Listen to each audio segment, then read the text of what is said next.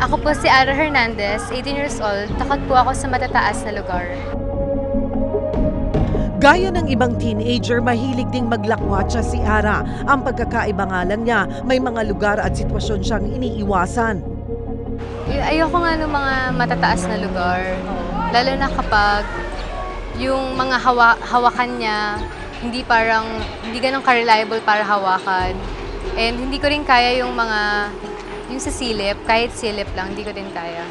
Pag hawakan ko yung hawakan and then mababa yung sa ilalim, hindi ko siya mahawakan kasi parang hindi ko may isip na matigas yun. Parang feeling ko matutumba lang siya, masisira, and then mahuhulog na ako. Parang sobrang paranoid yung nafe-feel ko.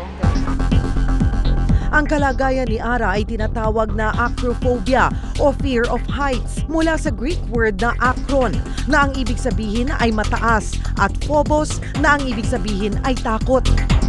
Kwento ni Ara, nagsimula ang takot niya noong 13 years old siya.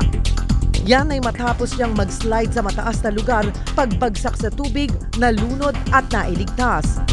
Hindi na bago ang sakit na ito ni Ara. Sa katunayan, maging ang mga sikat na idolo natin gaya ni Casey Concepcion may ganitong kondisyon rin. Sa ilang pag-aaral, 5 sa 100 katao o katumbas ng 335 million sa buong mundo ang may acrophobia.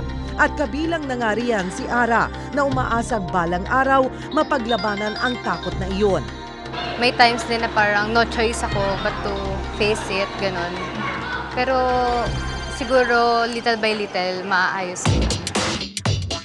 Kaya naman ngayong umaga pag-usapan natin ang kondisyon na kung tawagin ay acrophobia.